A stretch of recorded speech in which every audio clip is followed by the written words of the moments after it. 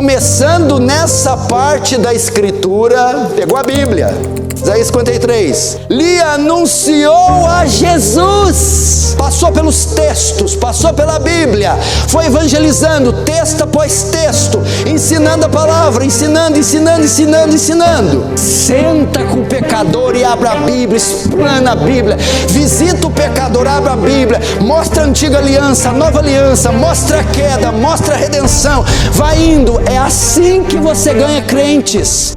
Os cortes impactantes das ministrações do pastor Paulo Júnior são envolventes e profundamente relevantes, proporcionando reflexões que vão além do entretenimento, levando você a uma conexão mais íntima com o Criador.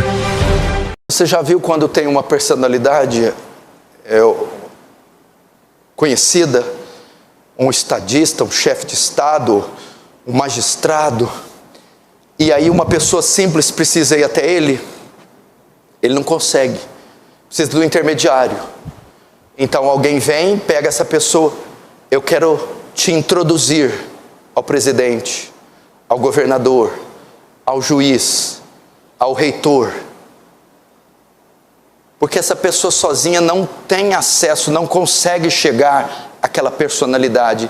Da mesma forma, os pecadores não têm acesso a Jesus, eles não sabem como ir, eles não podem ir, alguém precisa introduzi-las ao Messias, precisa introduzi-las ao Senhor. É você que as introduz, que as conduz, que apresenta Cristo a elas e leva elas até Cristo.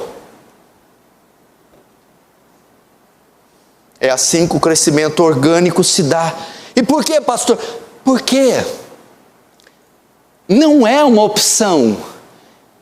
O crescimento orgânico é nossa obrigação. Vê se você consegue sentir o peso do versículo que eu vou ler agora. 1 Coríntios 9,16. Porque se anuncio o Evangelho, não tenho de que me gloriar, pois me é imposta esta obrigação. Em outras traduções, pois me pesa esta obrigação, porque ai de mim se não anunciar o Evangelho. Me pesa essa obrigação. Ai de mim se não anunciar. Em Romanos 1, Paulo vai até mais longe, diz que a evangelização é uma dívida que nós temos para com os pecadores. Romanos 1,14 diz: eu sou devedor tanto a gregos como a bárbaros, tanto a sábios como a ignorantes. O grego aqui dá a ideia assim, que ele estava atado em uma dívida. Era como se fosse em uma questão judicial, onde ele foi colocado num processo e o nome dele está nessa dívida. E ele não pode se desvencilhar dela enquanto ele não pagar. Nós estamos atados, amarrados, endividados com os pecadores. E o que nós devemos para os pecadores? O Evangelho. Estamos em débito com a sogra, com o tio, com o pedreiro, com o vizinho, com os ímpios que nos cercam. Estamos em débito, em dívida com eles. Pá, mas o que a gente deve para essa gente? O Evangelho.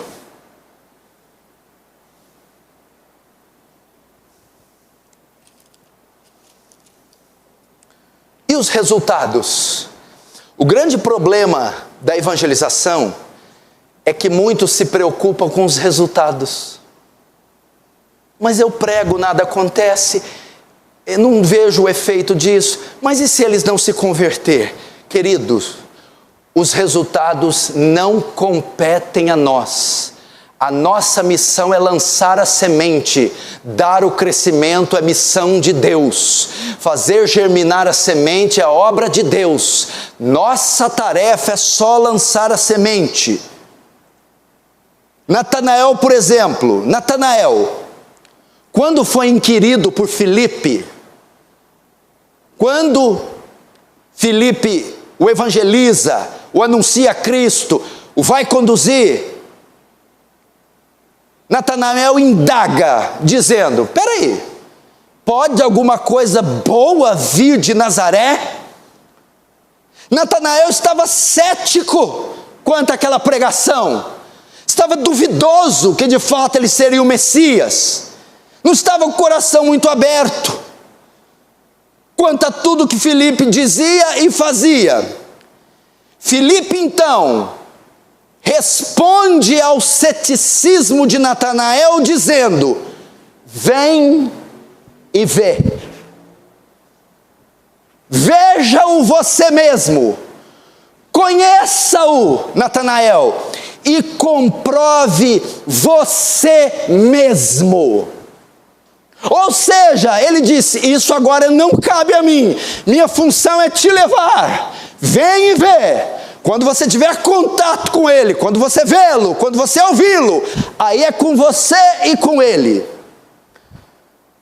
Meu irmão, ao levar esses pecadores a Jesus, ao terem contato com o Evangelho, ao serem convidados para um culto, ao participarem do culto, ao virem, eles verão. Cristo cuidará do resto. Somente traga-os, somente anuncie a eles, somente conduza eles a Cristo, somente explane Cristo a eles. Faça com que eles venham, porque Cristo fará com que eles vejam.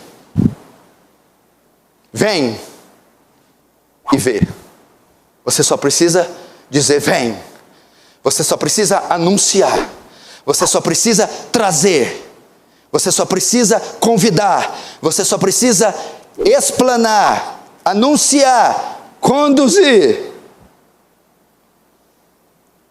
Cristo cuidará do resto. Não se preocupe.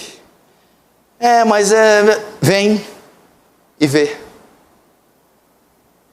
Só pregue. Só pregue. Só convide. Só explane. Deixe os resultados com Deus. E assim foi. Natanael veio e viu. Veja o verso 47. Jesus viu Natanael aproximar-se e disse a seu respeito: eis um verdadeiro israelita, quem não há dolo. Natanael perguntou, verso 48, de onde me conheces? Respondeu Jesus: antes de Filipe te chamar, eu te vi quando estavas debaixo da figueira.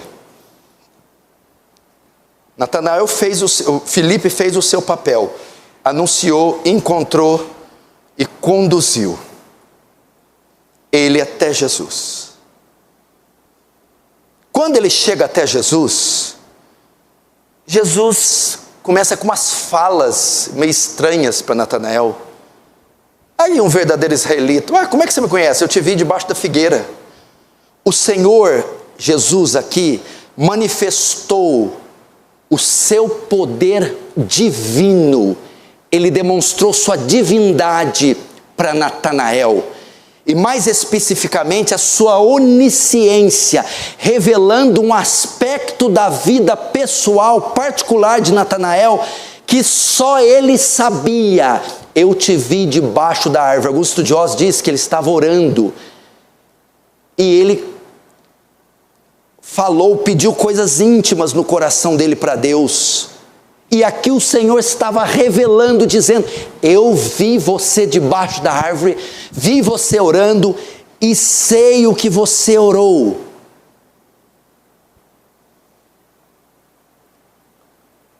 Ele manifestou o poder dele. Aqui nós temos a manifestação sobrenatural. Veja só, Natanael não foi convencido por uma ação natural. Natanael foi convencido por uma ação sobrenatural. Jesus manifesta sua divindade e revela um aspecto particular da vida de Natanael que só ele sabia. Aí o que aconteceu? Ele creu.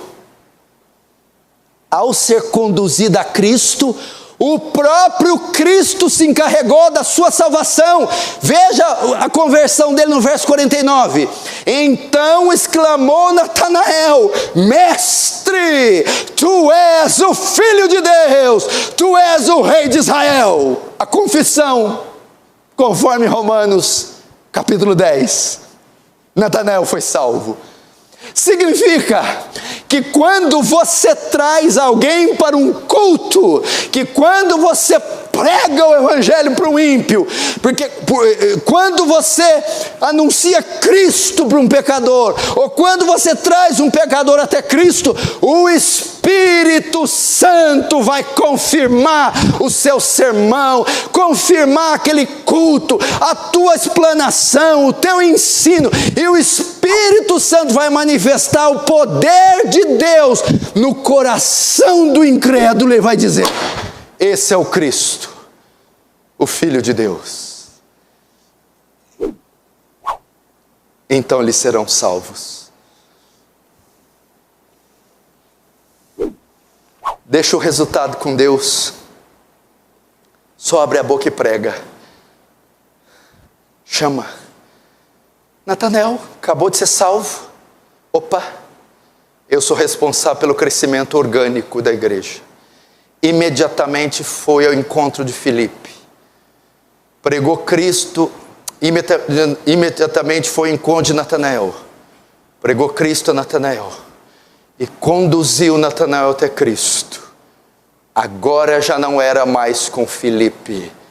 Agora Deus, o Espírito Santo, é quem ia fazer a obra. E fez.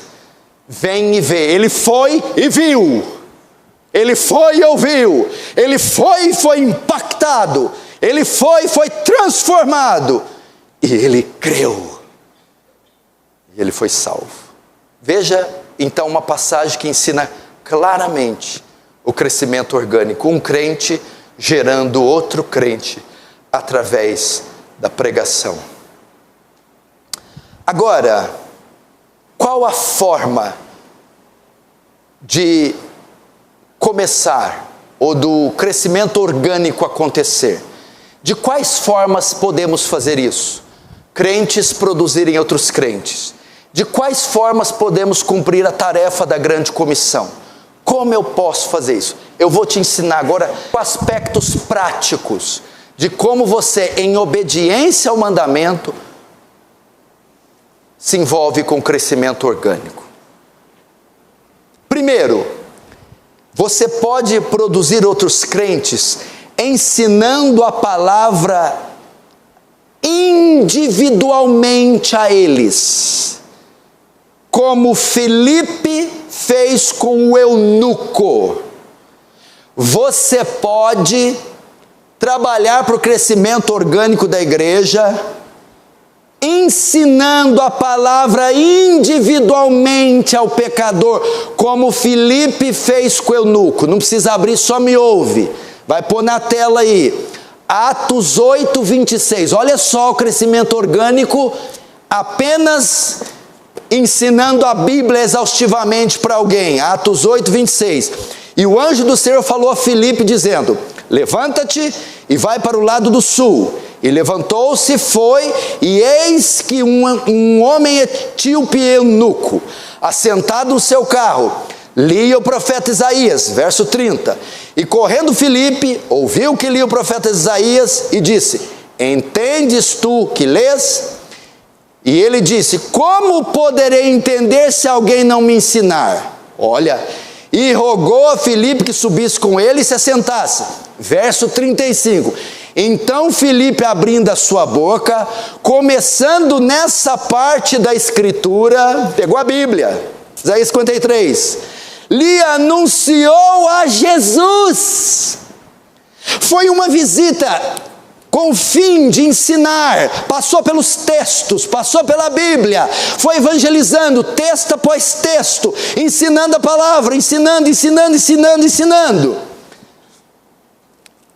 Verso 36, e indo eles a caminho, chegaram ao pé de alguma água e disse o eunuco: eis aqui a água, que impede eu de ser batizado? Verso 37, disse Filipe: é lícito, se crês de todo o coração. E respondendo ele disse: creio que Jesus é o Filho de Deus. 38, e mandou parar o carro e desceram ambos a água, tanto Filipe como eunuco, e o batizou. Olha o crescimento orgânico.